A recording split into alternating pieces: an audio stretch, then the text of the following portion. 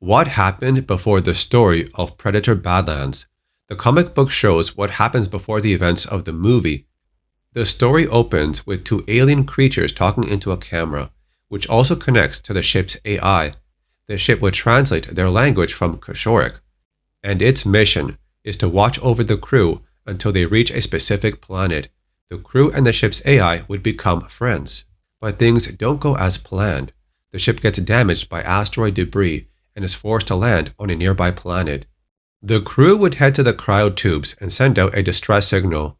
The ship enters hibernation mode to conserve power. Now 10,000 years later, on the moon of Pelkonen IV, we see Dek and Kwei have found the ship. Dek was given a task by his father to retrieve something from the ship, but he says this task is for a child and he should be hunting, but he must obey his father. Dek feels like his father does not see his worth. He's ready to be blooded, but Kwei tells him, "You still have much to learn. Be patient. You will earn your cloak." Until then, Dek has to obey his father's command. Kwei would circle back for his brother later on, so for now, Dek goes in alone to see what's inside the ship. As Dek gets closer, the ship would exit hibernation mode and get an incoming transmission.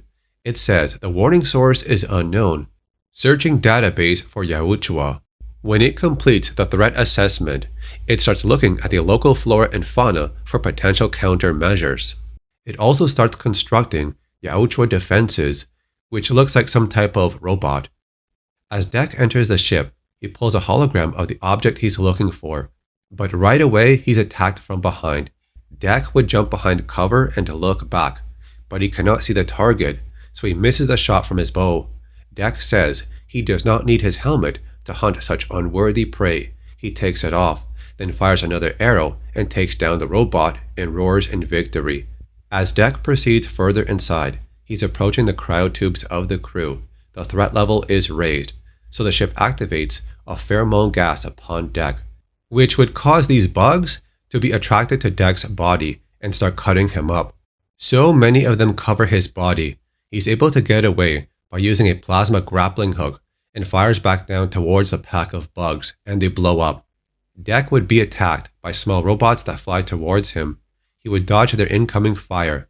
He spins his combi stick, takes aim, and throws it. The spear would pierce all targets in one shot. As Dek continues further inside, the ship's computer would activate the YAUTJA killer. Dek would come across the cryotubes of the crew, but he says they look weak, not worth killing. And just then, a huge arm would swing at Dek, punching him aside. The ship's consciousness then gets downloaded to this massive robot body, the YAUTJA killer. Its only objective is to protect the creators against any threat. The power core that Dek is after is inside that robot, so Dek charges full on, ready for combat.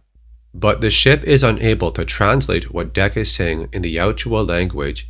It has no database on the language, so what Dek is saying to it is unclear. The ship's AI would only assume the YAUTJA is here to destroy the crew, so the two of them would battle. Dek would land an attack on its neck, but he gets hit again and tossed away. The robot says that blow would have killed most life forms, so it then activates another weapon, but Dek is not done. He pulls out his plasma sword and cuts away.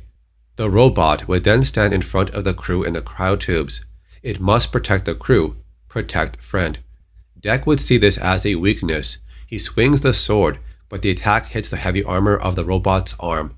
The robot would try another attack, but Dek would dodge it, and this would damage the controls, which would shut down the cryotubes. The robot realizes what it just did and drops the weapon on its right arm. As the bodies of the crew slide out of the tubes, it turns out the life support system degraded over time, and now the crew he was supposed to protect are all gone. He failed in keeping his sacred oath to them. Meanwhile, Dek would remove the power source from the weapon and run off.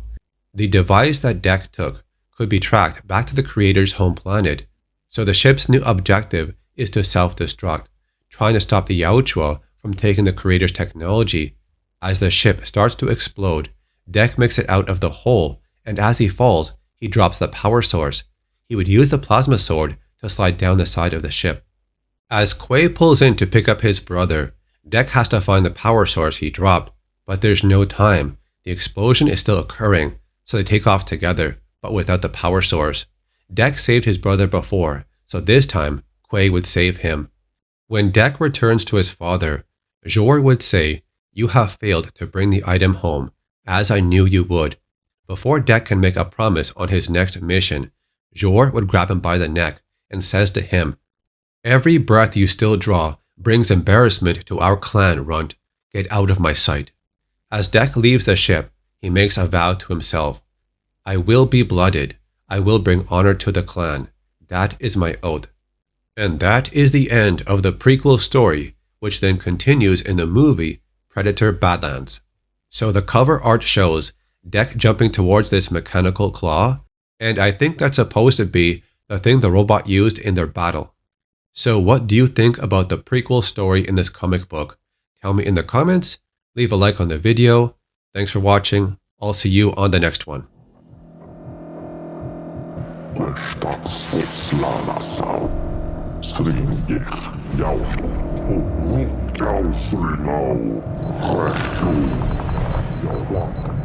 I